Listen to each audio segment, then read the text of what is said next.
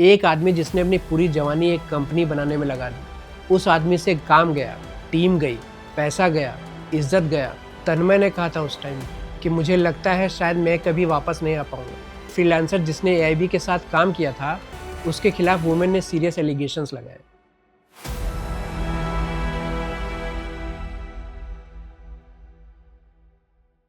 तन्मय भट्ट एक टाइम पे फोर्स की टॉप 100 सेलिब्रिटी लिस्ट में था। 40 लोगों की टीम हुआ करती थी उसकी। इंडिया की सबसे बड़ी कॉमेडी कंपनी उसकी थी। फिर एक रात में सब खत्म।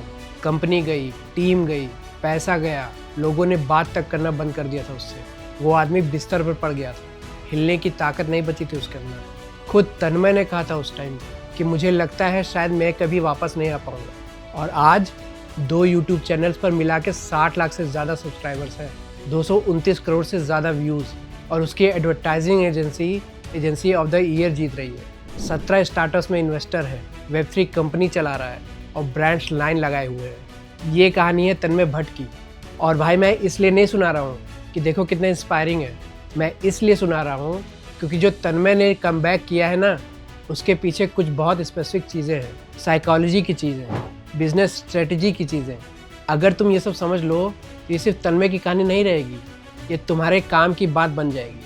तो आज हम देखेंगे कि क्या क्या किया तन्मय ने और साइकोलॉजी और साइंस के हिसाब से वो चीज़ें काम क्यों करती हैं। चलिए दोस्तों शुरू करते हैं। नमस्कार दोस्तों, कैसे हैं आप सब। दोस्तों मैं हूं मृणाल और आप देख रहे हैं सोच बाय मृणाल।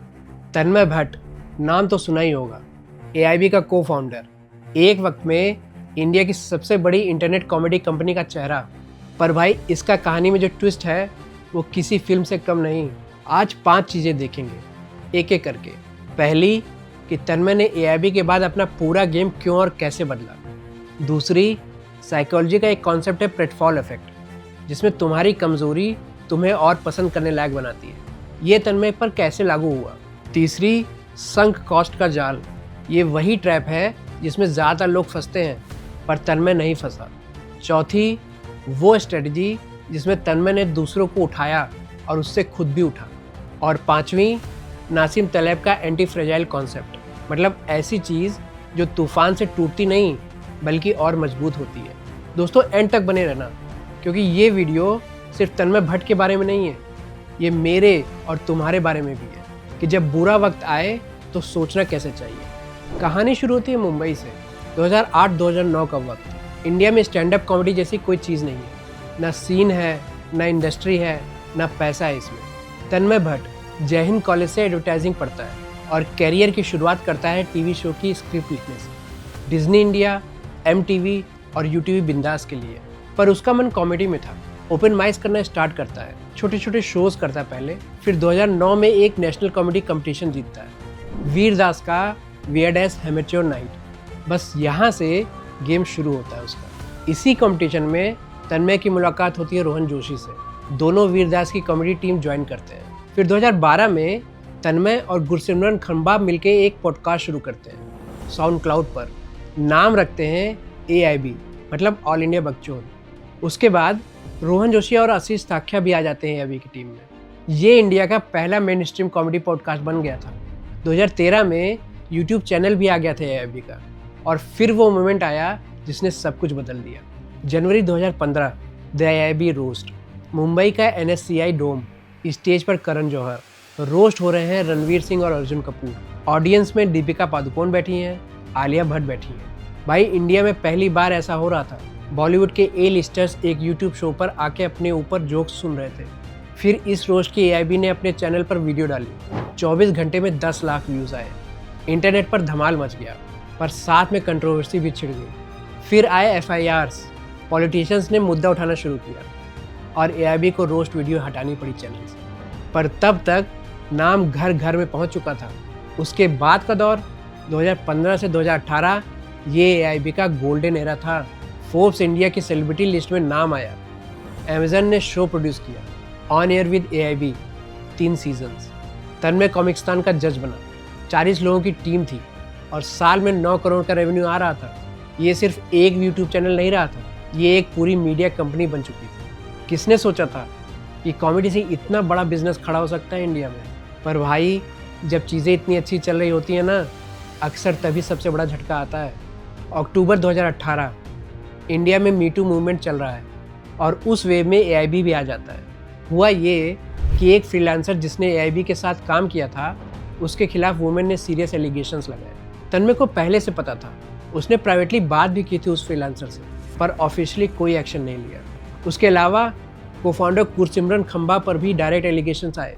आगे बढ़ने से पहले एक बात क्लियर कर दूं, तन्मय पर खुद किसी ने कभी किसी हैरेसमेंट का एलिगेशन नहीं लगाया। सवाल ये था कि जानते हुए भी चुप क्यों रहा वो, एक्शन क्यों नहीं लिया। कॉम्प्लिसिटी का सवाल था वो। इसके बाद जो सुनामी आई एआईबी के लिए वो डिवास्टेटिंग थी।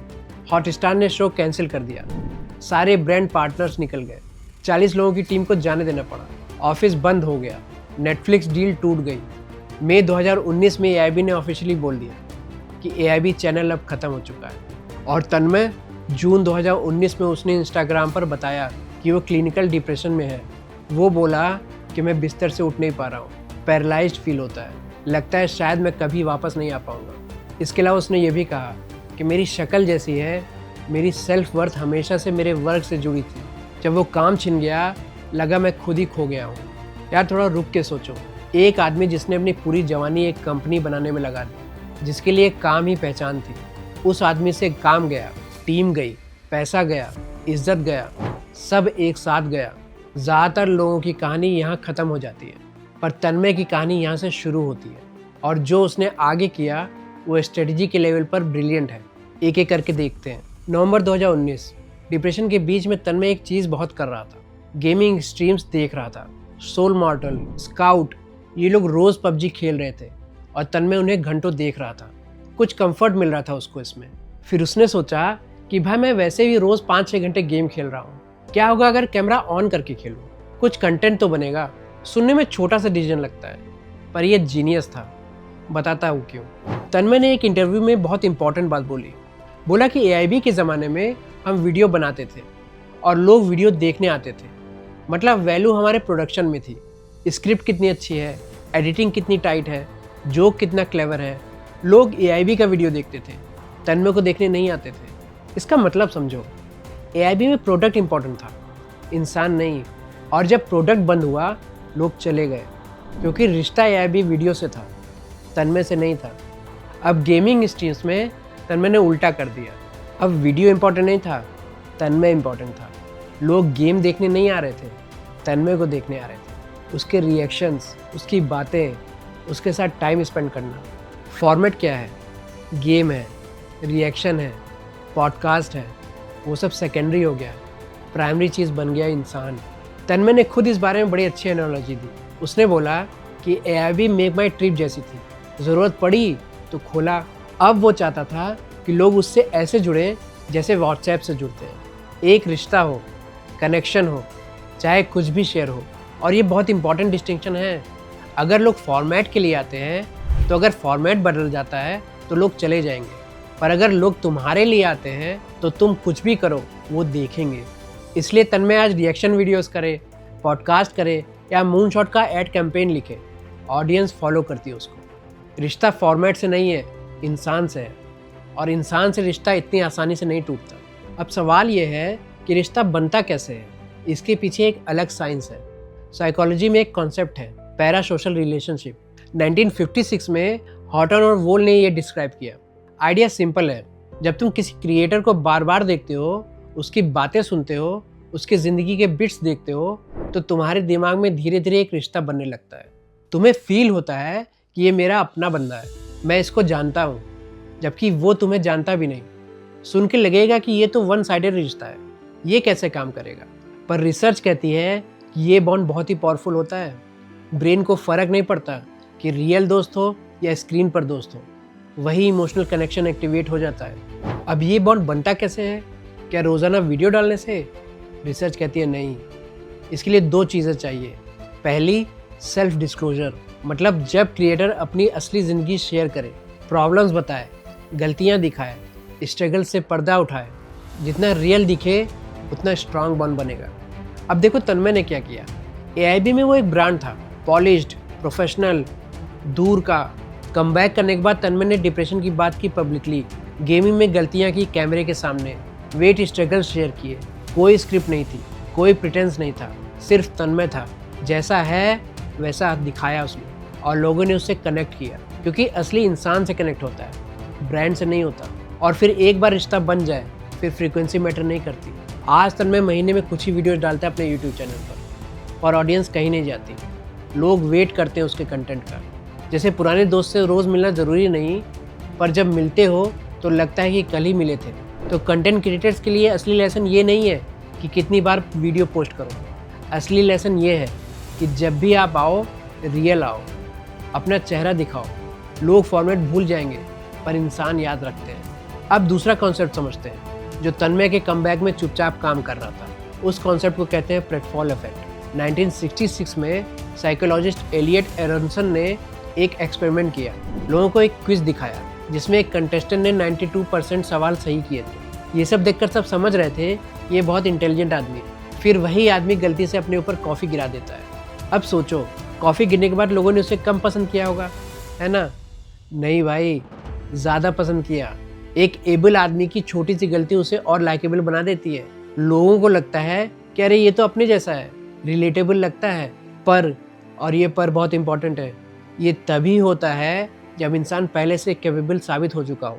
कोई एवरेज बंदा ऐसे कॉफ़ी गिराए तो लोग सोचेंगे कि अरे ये तो प्रोफेशनल नहीं है, ये तो बड़ा ढीला है, ये कैसे देखो कॉफ़ी गिरा दिया।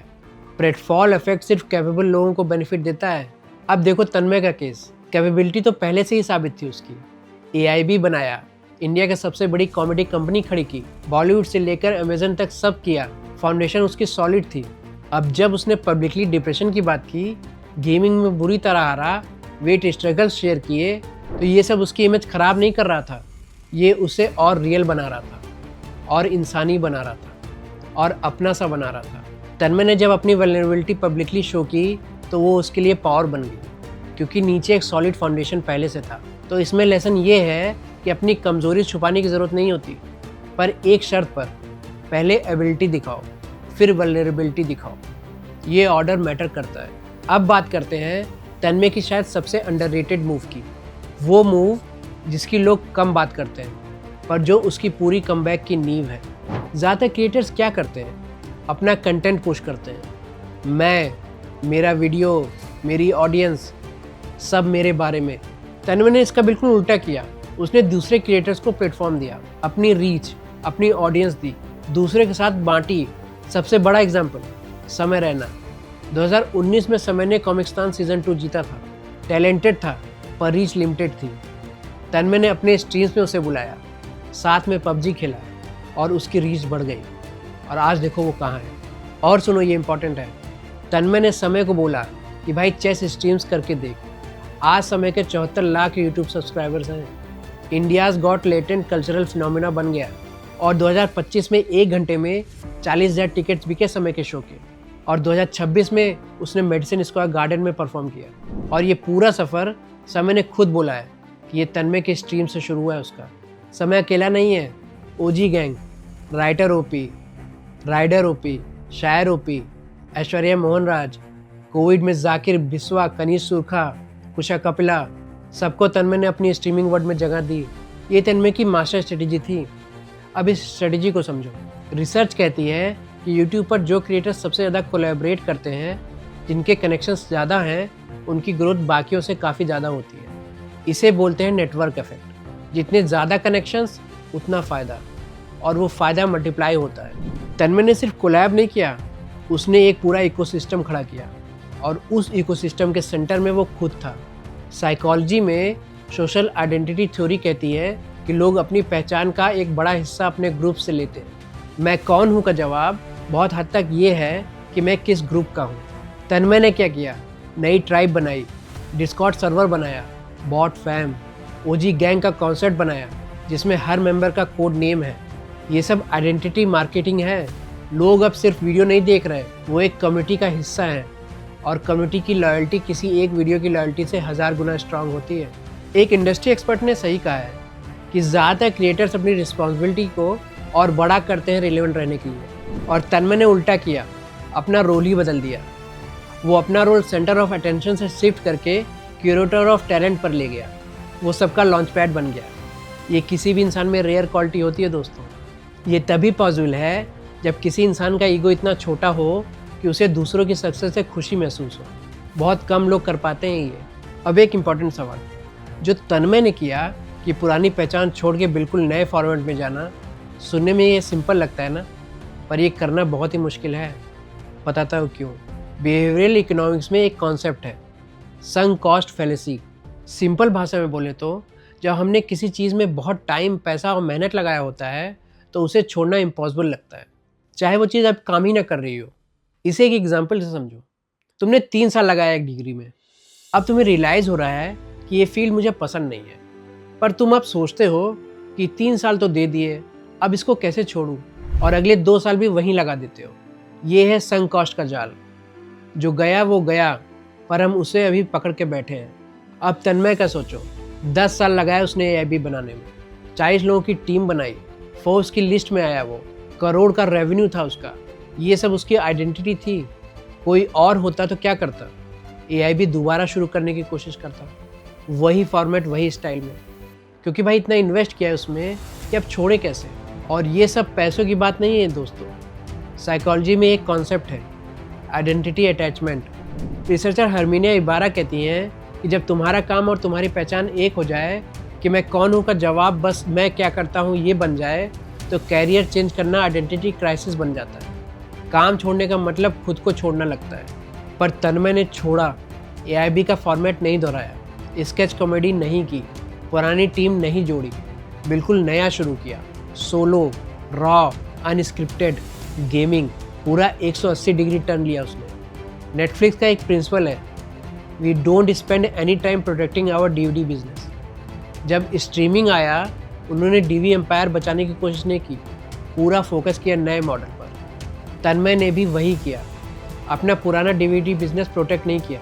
और यही जगह है जहां तन्मय बाकी एआईबी साथियों से अलग पड़ता है। गुरसिमरन खंबा काफ़ी दिनों तक गायब रहा और 2025 से अब धीरे धीरे वो वापस आ रहा है। रोहन जोशी स्टडी काम करता रहा, पर उसी लेन में। आशीष आख्या राइटिंग और सबस्टैक में चला गया। चारों के सामने सेम क्राइसिस था, सेम स्टार्टिंग पॉइंट था, पर रिजल्ट्स बिल्कुल अलग। फ़र्क क्या था? पुरानी आइडेंटिटी छोड़ने की हिम्मत और नए एक्सपेरिमेंट्स करने की तैयारी। यही संक कॉस्ट से बचने का रास्ता है। एक्सेप्ट करो जो गया वो गया और आगे देखो। अब आखिरी फ्रेमवर्क की बात करते हैं, जो तन्मय की पूरी कहानी को एक थ्रेड में जोड़ देता है। नासिम तलेब का एक कॉन्सेप्ट है, एंटी फ्रेजाइल। तलेब कहता है कि दुनिया में 3 तरह की चीज़ें हैं, फ्रेजाइल जो दबाव में टूट जाए, जैसे कांच का ग्लास, रोबस्ट जो दबाव सह ले पर वहीं रहे, जैसे पत्थर, और एंटी फ्रेजाइल जो दबाव से टूटने की जगह और मजबूत हो जाए, जैसे हमारी हड्डियाँ। जितना स्ट्रेस दोगे उनको, उतनी वो डेंस होगी। एआईबी क्या था? फ्रेजाइल। एक क्राइसिस आई और सब ढह गया। क्यों? सब कुछ एक जगह था, एक ब्रांड, एक फॉर्मेट, एक रेवेन्यू, एक टीम। एक जगह टूटी, पूरा स्ट्रक्चर गिर गया। अब तन्मय का नया सेटअप देखो, ये एंटी फ्रेजाइल है। दिखाता हूँ कैसे। पहली बात, तन्मय भट्ट ने इस बार कंटेंट डाइवर्सिफिकेशन पर फोकस किया। उसके मेन चैनल पे वो रिएक्शन वीडियोस, कॉमेडीज़ और मीम्स डालता है। वहीं उसका एक दूसरा चैनल भी है जिसका नाम ऑनेस्टली बाय तन्मय भट्ट है। उसमें वो learning content, finance, expert conversations डालता है। वो चैनल अभी एक्टिव नहीं है, पर 10 लाख के करीब वहाँ भी सब्सक्राइबर्स हैं। इंस्टाग्राम पे इसके अलावा शॉर्ट फॉर्म्स में वीडियोस डालता है, ट्विटर पर ट्रैक्स करता है, पॉडकास्ट पर डीप कन्वर्सेशंस करता है। अगर एक प्लेटफॉर्म का एल्गोरिदम भी बदल जाए तो बाकी सब चलते रहेंगे। दूसरी बात, तन्मय ने अपने बिजनेस का भी डाइवर्सिफिकेशन कर रखा है। 2023 में देवाया बोपन्ना के साथ उसने मूनशॉट एजेंसी शुरू की। क्रेड के वो फेमस ऐड याद है आपको, एंग्री राहुल द्रविड़ वाला? वो तन्मय भट्ट का लिखा था। 2025 में तन्मय भट्ट की इस मूनशॉट ने independent agency of the year जीता था। तीसरी बात, वेब3। 2021 में तन्मय भट्ट ने सुपर टीम डाओ लॉन्च किया। ये सोलाना ब्लॉकचेन के लिए टैलेंट प्लेटफॉर्म है। 2022 में FTX क्रैश कर गया था, क्रिप्टो गिर गया था, पर सुपर टीम सर्वाइव किया। क्यों? क्योंकि पूरी इनकम क्रिप्टो पर डिपेंडेंट नहीं थी। चौथी बात, एंजल इन्वेस्टिंग। तन्मय भट्ट ने 17 से ज़्यादा स्टार्टअप कंपनियों में पैसा लगाया है अभी। Small case, ultra human, growth school, HYPD, flint. Content income से बिल्कुल अलग स्ट्रीम है ये। अब तन्मय भट्ट के इस पूरे स्ट्रक्चर को एक साथ समझो। यूट्यूब का एल्गोरिज्म बदला, मूनशॉट है। एडवर्टाइजिंग स्लो हुई, इन्वेस्टमेंट्स हैं। क्रिप्टो क्रैश आया तो कंटेंट है। कोई नई कंट्रोवर्सी आई, भाई वो तो ऑलरेडी एक सर्वाइव कर चुका है। ऑडियंस को तो पता है ये आदमी वापस आएगा। अब तन्मय भट्ट की बनाई इस स्ट्रक्चर में कोई भी मुश्किल आती है और कोई भी एक चीज़ को नुकसान पहुंचता है तो बाकी चीज़ें वैसी ही रहेंगी या फिर और मजबूत हो जाएंगी। इसी को एंटी फ्रेजिलिटी कहते हैं। अब इस पूरी कहानी से तुम्हारे लिए, स्पेशली कंटेंट क्रिएटर्स के लिए क्या काम की बात निकलती है? 5 चीज़ें निकलती हैं। पहली, प्रोडक्ट मत बनो, इंसान बनो। AI भी एक प्रोडक्ट था, पॉलिश्ड वीडियोस बनाता था। प्रोडक्ट बंद हुआ, ऑडियंस चली गई। तन्मय 2.0 में लोग तन्मय के लिए आते हैं, फॉर्मेट कोई भी हो। अगर तुम्हारी ऑडियंस तुम्हारे फॉर्मेट के लिए आती है तो वो फ्रेजाइल है। फॉर्मेट बदला तो ऑडियंस गई, पर अगर वो तुम्हारे लिए आती है, तुम्हारी सोच, तुम्हारे अंदाज के लिए आती है तो वो टिकेगी। चाहे हफ्ते में 1 वीडियो डालो या महीने में 2 वीडियो डालो। फ्रीक्वेंसी से ज़्यादा इम्पॉर्टेंट है, जब भी आओ अपना चेहरा दिखाओ, रियल बनो। दूसरी, ऑडियंस को आपकी वल्नरेबिलिटी पसंद है, पर उससे पहले आपको ऑडियंस के सामने अपने आप को साबित करना पड़ेगा। प्लेटफॉर्म इफेक्ट तभी काम करता है जब पहले से लोग मानते हैं कि तुम कैपेबल हो। पहले काम दिखाओ, स्किल्स प्रूव करो, फिर वल्नरेबिलिटी दिखाओ। ये ऑर्डर बहुत ज़रूरी है। तीसरा, जो गया वो गया, आगे देखो। एज ए कंटेंट क्रिएटर या फिर कोई कॉमन आदमी भी कभी कभी किसी काम में बहुत ज़्यादा टाइम और पैसा लगा देता है और वो काम फेल हो जाता है। इस कंडीशन में बहुत से लोग उस काम से अटैच रहते हैं और आगे नहीं बढ़ पाते। ये संक कॉस्ट का जाल तुम्हें डूबती नाव में बैठाए रखता है। इतना टाइम लगाया, अब कैसे छोड़ूं? ये सोच दुश्मन है। कोई चीज़ काम नहीं कर रही, चाहे साल लगाया हो, छोड़ने की हिम्मत रखो। चौथी, दूसरों को उठाओ, तुम खुद उठोगे फिर। तन्मय ने समय को प्लेटफॉर्म दिया और समय की ग्रोथ ने तन्मय की रीच मल्टीप्लाई की। ये ज़ीरो सम गेम नहीं है दोस्तों। दूसरों की सक्सेस तुम्हारी सक्सेस बन सकती है अगर सच में हेल्प करो तो। 5वीं और सबसे ज़रूरी, अपनी लाइफ एंटी फ्रेजाइल बनाओ। एक चीज़ पर डिपेंड मत रहो। एक जॉब, एक स्किल, एक प्लेटफॉर्म। छोटे एक्सपेरिमेंट्स करो, अलग बेट्स लगाओ। कुछ फेल होंगे, ठीक है, जो बचेंगे वही नया फाउंडेशन बनेंगे। वीडियो ख़त्म करने से पहले एक आखिरी बात, तन्मय भट्ट की कहानी असल में किसी एक आदमी की कहानी नहीं है, ये एक सोच की कहानी है। वो सोच ये है कि टूटना बुरा नहीं होता, बुरा तब है जब टूट के वही चीज़ वापस बनाना चाहो जो पहले थी, क्योंकि हो सकता है वो पुरानी चीज़ ही प्रॉब्लम थी। तन्मय ने यह भी दोबारा नहीं बनाया, उसने अपने आप को दोबारा बनाया, और जो नया वर्जन बना वो पुराने वर्जन से ज़्यादा रेंज वाला है, ज़्यादा मजबूत है, और आयरनी देखो, ज़्यादा असली है। जापानीज़ में एक कॉन्सेप्ट है, किनसुकी, टूटे हुए बर्तन को सोने से जोड़ना। टूटना एंड नहीं है दोस्तों, टूट के उस टूट को एक्सेप्ट करना और उसको जोड़ना सोने से। ये कहना कि हाँ मैं टूटा था और टूटने की निशान मेरी कहानी है, मेरी शर्म नहीं। तन्मय का करियर एक किनसुकी है, टूटा ज़रूर और अब टूटने की जगह सोने सा चमक रहा है। तो सवाल तुम्हारे लिए है, तुम्हारी लाइफ में क्या टूटा है जो छुपा रहे हो तुम? क्या होगा अगर तुम उसे सोने से जोड़ो, दिखाओ और आगे बढ़ो? तो दोस्तों आज के लिए बस इतना ही। अगर ये वीडियो आपको पसंद आई हो तो लाइक करो और शेयर करो, ख़ास तौर पर उन लोगों के साथ जिन्हें लगता है कि करियर में एक बार गलती हो गई तो बस सब खत्म। शायद तन्मय की कहानी थोड़ी हिम्मत दे उनको। और कमेंट में बताओ कि तुम्हारी ज़िंदगी के कौन सी चीज़ें ऐसे जो पता है कि काम नहीं कर रही पर तुम उसे छोड़ नहीं पा रहे क्योंकि बहुत टाइम लगा दिया उसके पीछे तुमने। मुझे पढ़ना अच्छा लगेगा।